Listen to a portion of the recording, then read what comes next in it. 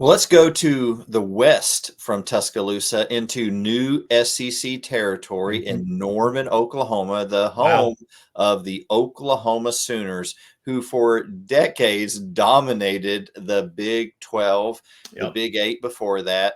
They are a historical powerhouse in college football, and Mhm. they are entering the SEC this year. And there's so much excitement with Oklahoma coming Mhm. into the league because of the history of that program. They are entering their first year in the SEC with a brand new quarterback, Jackson Arnold, who I believe was the number one ranked quarterback in the 2023 class or Yeah, I think that's right. signing Yeah, class. 2023. Yep. When Dylan Gabriel left, Jackson Arnold, I believe, got all the snaps in the bowl game. Yeah. So he got some game time under his belt. Uh, Oklahoma, not just Jackson Arnold, but you start looking at the positions commonly called the skill positions on the offensive side of the ball, running back, Mhm. wide receiver. They're loaded.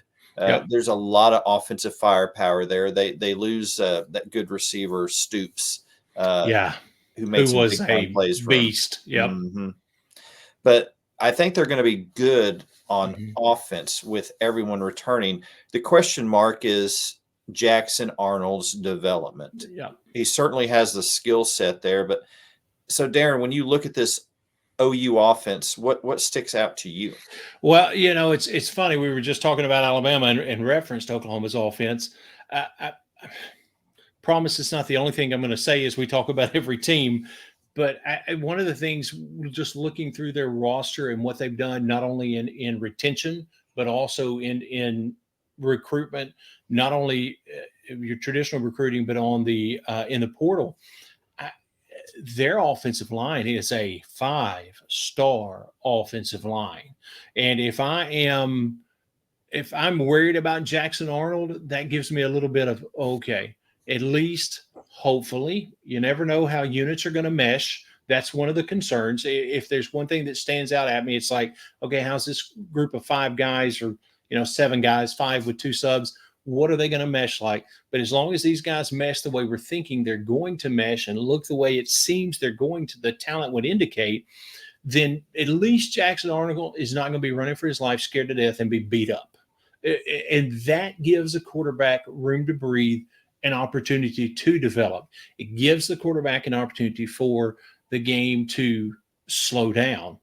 The game will never slow down if you feel like you're running for your life. So if you're not going to be running for your life, then the game, it gives an opportunity for the game to slow down even further.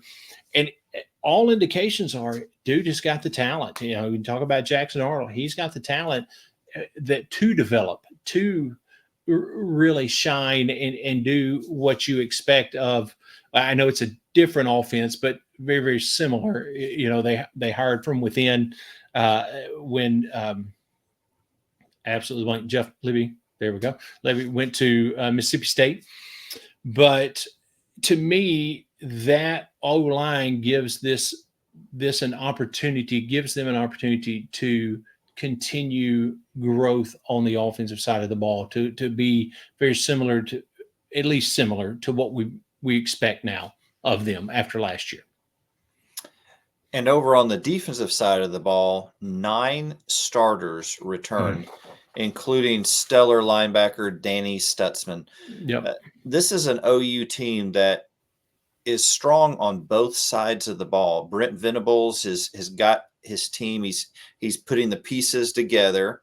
Mm-hmm. It's taken a couple of seasons, but you look at what he's doing now, and this is not a team you want to look past in the SEC. Right. That's exactly right. There's opportunity on both sides of the balls for things to be a little bit off, and the transition is more difficult than people anticipate.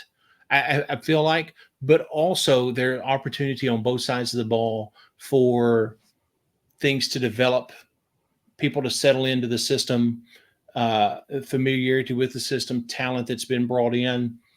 And even though they're obviously not a dark horse because they're Oklahoma, but I don't think, and correct me if I'm wrong, but I don't think anybody's sitting around talking about Oklahoma winning a championship their first year in the conference. So I'm not necessarily saying that, but I'm saying there's opportunity on both sides of the ball for all of that to mesh and for them to do even better than people may be anticipating, truthfully.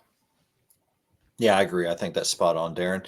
Let's go ahead and look at the Sooners' schedule. They start off with Temple, good game to start off with.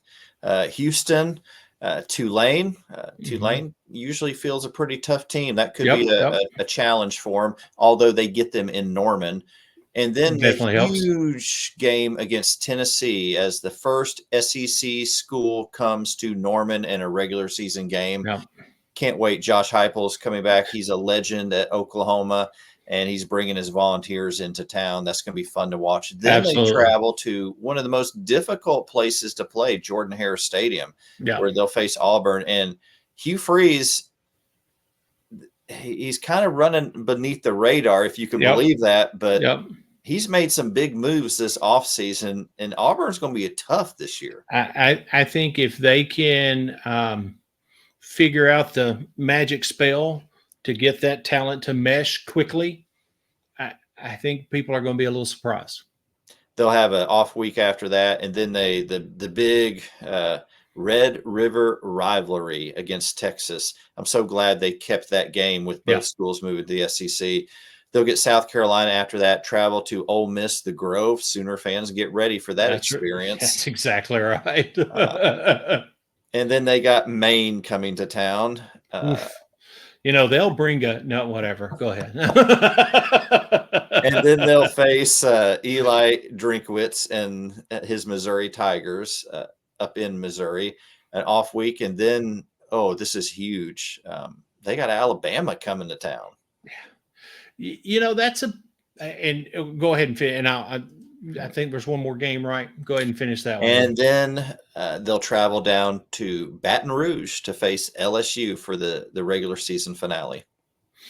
I think having Missouri, even though there is a week off there, I think having Missouri as the lead in to that Alabama and that LSU game, I guarantee you they'd rather have a Vanderbilt, potentially a Mississippi State. I think Missouri, that's a sweet spot for Missouri, especially with them having to go to Columbia. That is an opportunity for a team to sneak up on an Oklahoma. I feel like that's a game that's going to be interesting because they're going to be on the backside of the rigors of their first ever SEC schedule, of the difficulty that is that.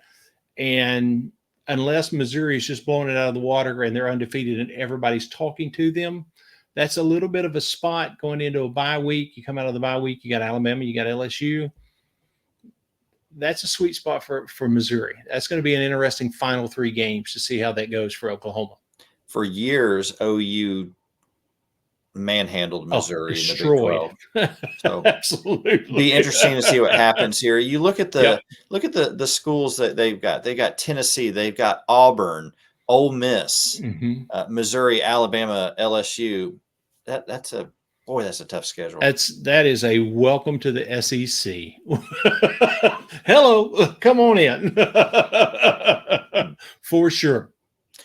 And I'm looking at let's see, they got a September game. They go September in Auburn. So if they're taking a Sooner Schooner down to Auburn, they better keep those in September. They better make sure those horses are well watered. You better put a box fan in the back of that to pull the air through on the horses.